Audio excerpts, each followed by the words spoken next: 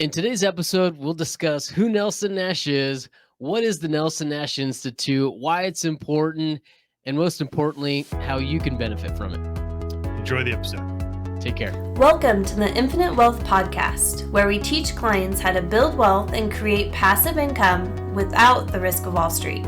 Welcome to the Infinite Wealth Podcast. I'm Cameron Christensen, along with our co-host Anthony Faso. And as promised, today what we're going to be talking about is who's Nelson Nash, what is the Nelson Nash Institute, why it's important, and most importantly, how it can benefit you guys. Anthony, what do you say we get this kicked off? Let's do it. Awesome. Guys, if you guys have been following us for any amount of time, I am certain that you guys have heard Nelson Nash's name. Nelson Nash is the author of Becoming Your Own Banker. That's just one of his books. Yeah. Right. He's actually got several. The second book that he's written is actually Building Your Warehouse of Wealth. But also he is the founder of Infinite Banking Concept. And that's where the book is from. If you learn a little bit about Nelson, just doing some research, what you're going to find is that he was actually a forester first and foremost. Mm-hmm. He's also an Austrian economist. And that's really the foundation for the book, Becoming Your Own Banker. And so that's really who Nelson Nash is.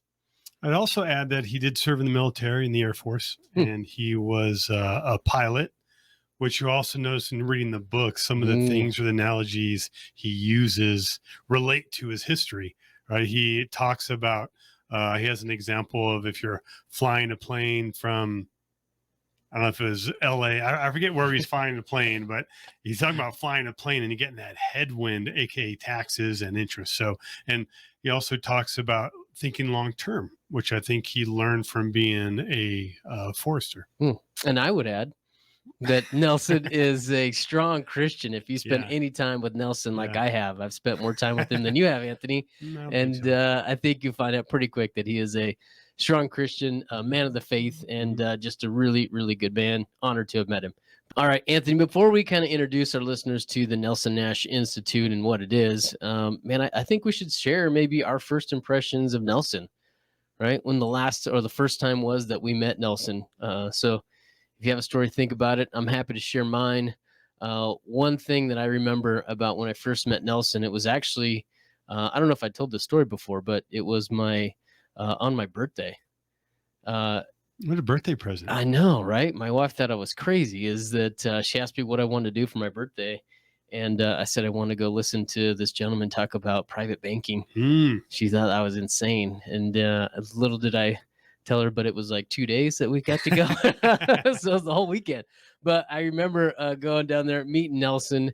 And one thing I distinctly remember is when I first met Nelson, and every time afterwards, whenever you met Nelson, he would shake your hand and he would shake it, but he would pull you in. I don't know if you remember that, but he'd shake your hand and he'd pull you in. So there you are, kind of getting pulled in to kind of meeting him, and you're on your toes, and it's just a little bit uncomfortable, right? Because it's just the way it was. And I'll never forget that, because I've never met anybody else in my life that has that. So one memory, Nelson. Anthony, what about you? I tell you, when the first time that I met him, well, little backstory, what we used to do is we used to fly Nelson out to Las Vegas, and he would put on a seminar for our clients. And so at this point, first time I really met him, had a lot of respect for him from reading the book. But I tell you, one thing that impressed me the most, I don't know how old he was at that time, maybe late 70s, early 70s, but the guy could work it.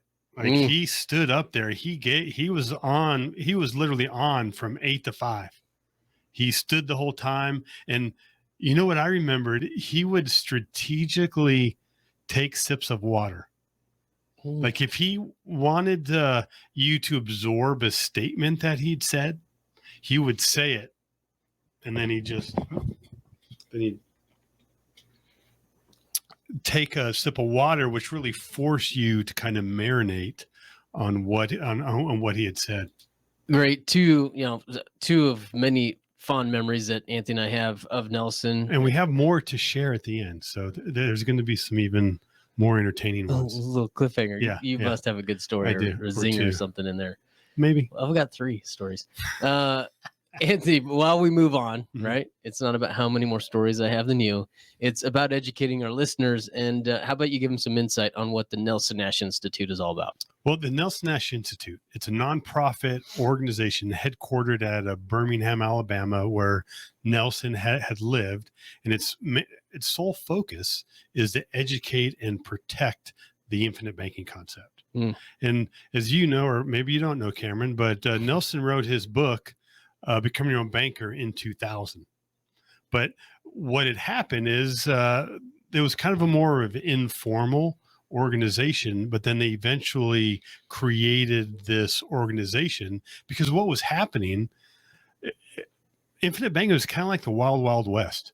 There were a lot of people misusing it, not designing it properly, not using the right product. And so they wanted to make sure that they can protect the brand of infinite banking, Mm-hmm. but also the legacy of Nelson Nash. And if you guys look up the Nelson Nash Institute, what you're going to find is the individuals that are running it. There's a couple of them. One is going to be David Stearns, which is actually Nelson Nash's son-in-law. And then the other gentleman that's listed on the website, his name is Carlos Lara. I would say he's just an economist, right? But if you look at his bio, he's president of United States or United Services and Trust Corp. He specializes in trust services, business consultings, and debtor-creditor relations. Mm-hmm. Having kind of been around infinite banking, I know that Nelson holds Carlos in very high regard just for his background on the Austrian economics. And so two great individuals to kind of be heading this up. Also, Carlos is the author of many books, including How Privatized Banking Really Works. And here's a little something for you guys is that if you guys DM us, right, or reach out to us, we're happy to give you a free copy of How Privatized Banking Really Works. We'll get that out to you guys. But then also The Case for IBC is another great book that was written by Carlos Lara and Robert Murphy. Really, really good books that if you guys are going down the infinite banking road, you're going to want to do some research on. I would agree. They are great books. And The Case for IBC is on sale at Kindle right now for $6.49.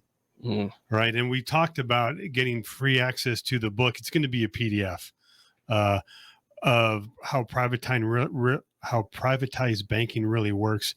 I tell you, out of all the books that they provided, this one is up there. I really like this book because this is where there's broken up into a few pieces. Mm-hmm. And one talks about like the money supply. And really, I always wondered why everybody talked about the gold standard. And I always wondered, why is gold, typically used as far as to create money? And so there's some great articles going back to the Roman Empire. And so, and then they talk about infinite banking. And maybe even my favorite part is at the end, they have like a frequently asked questions, and probably some of the questions that you might have about infinite banking is going to be in the back of that book. So I take advantage and send us an email, info@infinitewealthcourse.com, where we will gladly send it to you. Those FAQs are chapter 19. I do remember that. And I'm going to look, right? You check. Yeah. And what I would also say too, is for me, I don't know about you guys, but I got into infinite banking and was first attracted to it because, man, it was a great fit for me personally. But I would say that How Privatized Banking Really Works is probably the first book that I read that gave me a macro perspective on how me personally implementing infinite banking could affect, right, the whole society and economy. So really good book on giving a macro perspective on the impact that we could potentially have. So that's great. Now, what the Institute does is many things. Probably one of the things it's most active in is they oversee the Infinite Banking Practitioners Program. And what that is, it's a certification from the Nelson Nash Institute of you are a practitioner of infinite banking. And in order to become a practitioner, there's quite a bit of stuff that you need to do.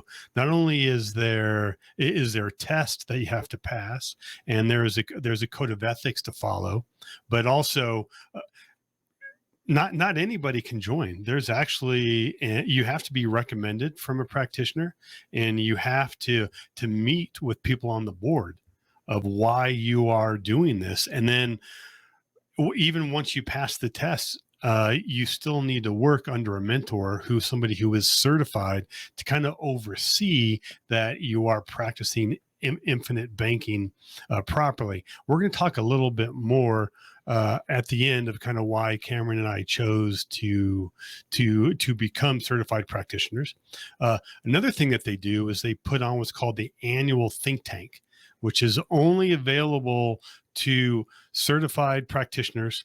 However, non-practitioners, or actually clients, can actually come one time without becoming certified. Another thing that the Nelson Nash Institute does is it will protect the copyright and the trademark of infinite banking and becoming your own banker. Yeah, and that right there is vitally important to kind of what's happening. Anthony and I have been in this space for a really long time, right? Almost 15 years now, and we've seen kind of the growth of infinite banking. Man, I remember going to some of these things, and it was just a few people kind of at a conference sitting in a conference room, and now you go and there's a couple hundred people that are at these events. And so it's important because they do need to protect the brand as this thing is growing, and it's growing quite quickly. When you grow quickly, you have a lot of growing pains. And the growing pains that you're seeing in IBC is some of the stuff that we've referenced previously. But there's a lot of people out there that are misrepresenting IBC. And I think the IBC core community has not been very proactive in addressing a lot of those misrepresentations. And so I see a lot of us kind of coming together to maybe help stem or to help give a better message out there, and then also address some of that misrepresentation. And the result that you see is there's some bad apples that you would say that are out there, and they're giving everybody else a bad reputation. And one of the tangible effects that you can see is one of the things that we addressed early this year, where Mass Mutual came out and said, hey, listen, if you're using this type of verbiage, we don't want your business. And I think that was a blanket statement. A whole bunch of us kind of got caught up in that have a good practice, that are participating in the infinite banking concept, giving all credit to Nelson and using and teaching this appropriately. I think a lot of people have gotten caught up into that, unfortunately. So I think the proactiveness and just being able to go out there and protect the brand is really, really important to being a part of this community. Yeah. And they have, I mean, the balance, they have a hard thing to balance, because they want to enforce people or protect the brand. So only people, certified practitioners, can use the copyright of infinite banking, but they also don't want to deter people from joining as well. But they are starting to enforce the copyright infringement. And in fact, one area that is tangible, I won't name the name of the company, but they had IBC in their name. And if you look closely on their newer content, it's still IBC, but the I, B, and C stand for something different. But I'm hoping that they will go out there, because we need people. We need to protect the brand. We also need to protect people, because they're looking, oh, this stuff sounds good, and they're going to people who maybe they want to follow what Nelson did, but there's many people that aren't following and are misrepresented it. So we need to make sure that we protect those people as well. Yeah. In addition to just protection, I was also thrown there that we're protecting Nelson's legacy. Right? This gentleman gave us just tremendous wealth, tremendous insight by having that book and making it available to us, and then the education that was provided afterwards. So, all right, this is what you guys have all been waiting for. Anthony, tell these guys kind of how they can use it. What resources are available to them? There is a ton of resources on the website, and on YouTube, we're gonna share our screen, but simply there's a tab here for resources. A couple of things that I like here, they have something that's called Bank Notes, and it's a monthly article that discusses topics with infinite banking. You can get a link to their YouTube channel, recommended reading by Nelson, some news articles. There's some great information here. And probably what people uses the most is what's called the practitioner finder. And what that will do is you can put in a state, or you can put in somebody's name, because maybe you're talking with somebody who's promoting IBC and you want to make sure that they're certified. Come in here and you can put their name in there and see if they are certified. But also you can click on a state, and what it'll do is it'll show you what practitioners live in your state, but then also what practitioners are able to practice in your state. And with that said, you should always start with Nevada. Always start with Nevada. Anthony and I both listed on there. Great point. A lot of really good resources there at the NNI. Anthony. Yes. Now, you've been part of the NNI a little bit longer than I have, right? Mind telling our listeners why you joined and why you chose to be involved with them? Well, I tell you, when they did come up with it, to be honest, it actually drew a line in the sand, because there were a lot of people who were practicing infinite banking and active, and some people, what they did is they made everybody go through the test and go through the whole program. And there was a few people who's like, hey, I've been doing IBC all this time. It's an insult for me to have to take the test. And so that did actually turn some people away. But for me, I'll tell you, the number one reason why I did it was in honor of Nelson. I mean, what he has allowed me to do. I mean, I'm not doing taxes right now. I mean, it's kind of provided for me and my family and being a mentor. I did it for him. But then, and I'm also going to say, if we're going to be honest, after a couple of years, I almost canceled it. I mean, there is an annual fee, and I tell you, to be honest, I wasn't seeing a tangible result from it. So, but then what was interesting, I got a lead, because one benefit of joining like that practitioner finder, so somebody found me on there, and it was a great lead. In fact, what was different is he knew infinite banking was about life insurance, and he actually read the book. Because back then we had strategically drop when we're going to mention whole life, or at least that is how I felt. But now somebody came in here just wanting to learn. They already bought into the system. They just had some questions and to see how they would work for me. But then also, I've maintained it again out of respect for Nelson, but it is helpful. It's great to go to these think tanks to be able to interact with some of your peers. And I'm very glad that I maintained my membership. What about you, Cam? Well, I'm glad you kind of introduced it that way, is that I was actually on the other side, right? I was one of those people that, if I'm totally honest with you, was being kind of petty, right? I was the one that was like, man, when they started charging and putting fees on that, it really rubbed me the wrong way. I still remember, right, kind of getting into this industry. And one of the things that I appreciated and that I'll never forget is how open everybody was. Is, man, you could go and you could meet with anybody, Nelson, any of the kind of the top producers, and man, everyone was just so inviting. They would literally give you anything that they had, books, notes, presentation slides. Everybody was so forthcoming with all that stuff. It was different, right? And when I kind of saw, from my point of view, when I saw them kind of put some of the barriers up, start putting restrictions on it, just rubbed me the wrong way, and I didn't appreciate it. And so I was one that kind of dug my heels in and just said, hey, that's fine. I'm not going to go through with this process of getting licensed through them. And so I didn't do it for a really long time.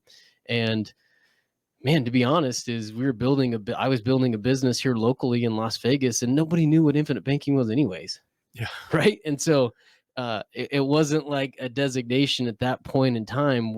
I didn't see the value in it as well. And so Now, our business model has changed quite a bit, right? I mean, we have a national footprint. People are calling in and they're asking us. And, I do feel I just recently became appointed, went through the education process with NNI.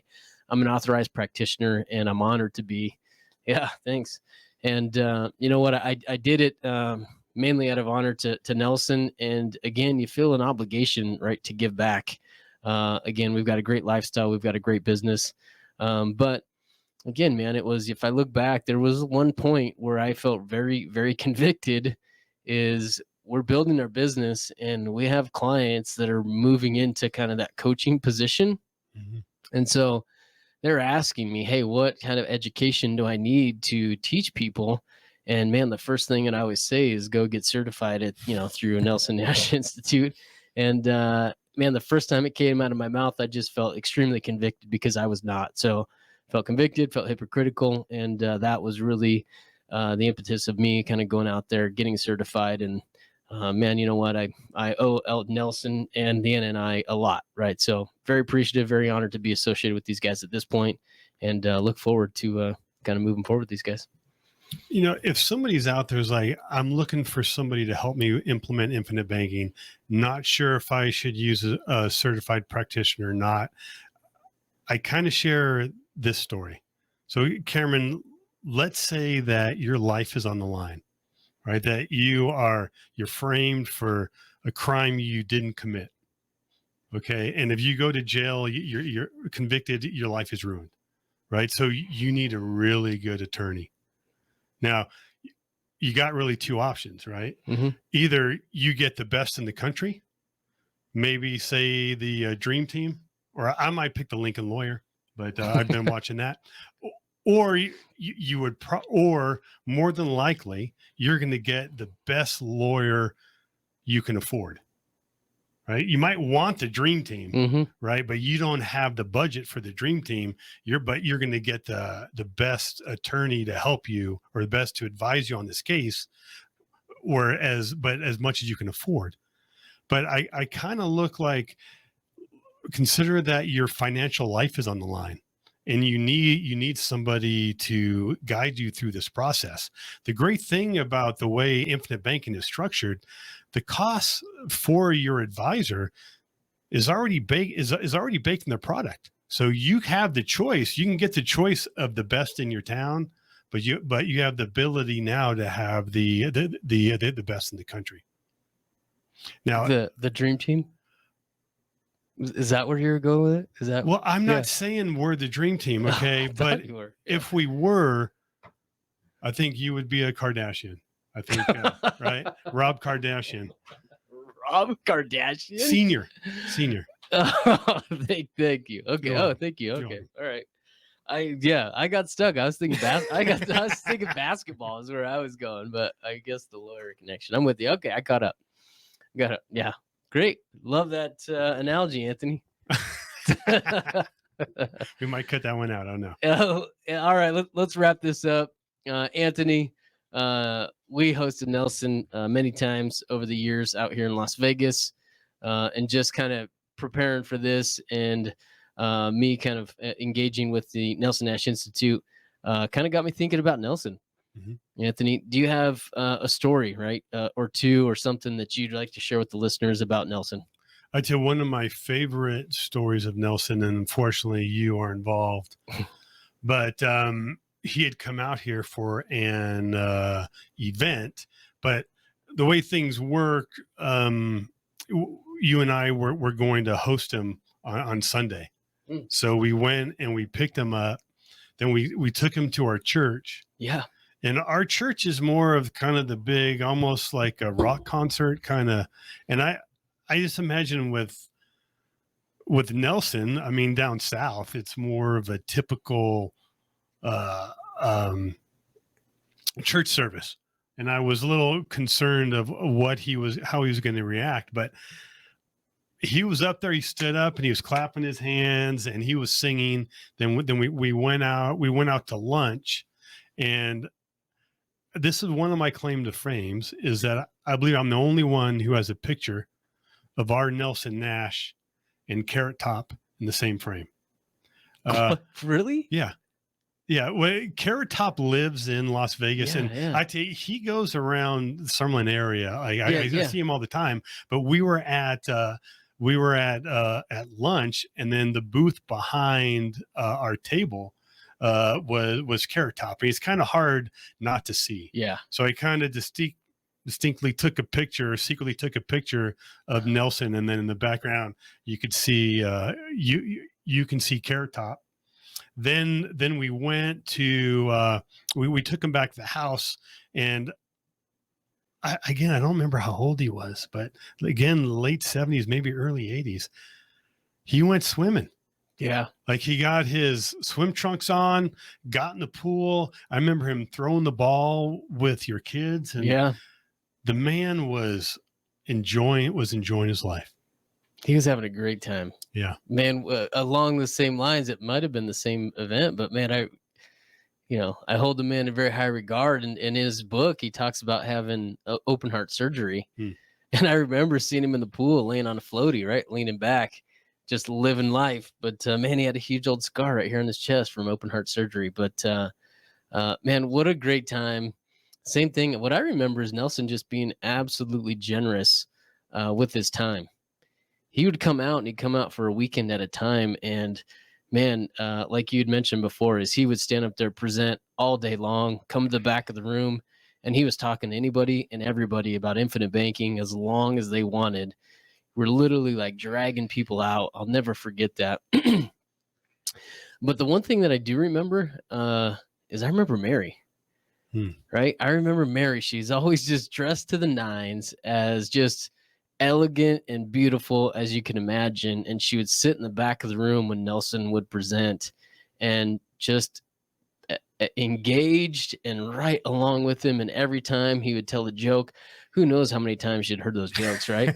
But she laughed every time, and it was just a beautiful to witness kind of the relationship that they had. And what an amazing model for a strong Christian couple. It was great.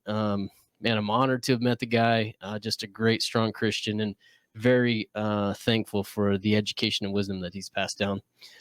Go ahead. That reminds me of a fond memory of Mary. After one of those events, we went out. I remember we went out to barbecue, and we were all talking. Nelson and Mary, you and I were there. Then, a little. You and I have bantered from like day one, right? Or maybe day two. Yeah. I was probably pleasant on the first day, and then you were not. Then the real me came out. But we always had, if you can imagine, we always had this kind of competition of who was the number one IBC guy, right? And out of respect for our agent at the time, we just assumed he was one. We just gave him one. But I used to go around and say that you just call me Dose. Yeah. Right. That I was number two. And then I don't know if you remember this, but during that dinner, we started talking, and Mary called me Dose. And do you know what I said? I'm like, could you repeat that? And she's like, and then I'm like, Cameron, did you catch that? I think for next year, I kept on telling you that even Mary had called me Dose. Oh, I do remember that. Yeah. That was great. Fun memory. That was great. Last thing I would say is one of my prized possessions that I have in life is I actually got 3 books, infinite banking books, signed by Nelson, dedicated to my 3 kids.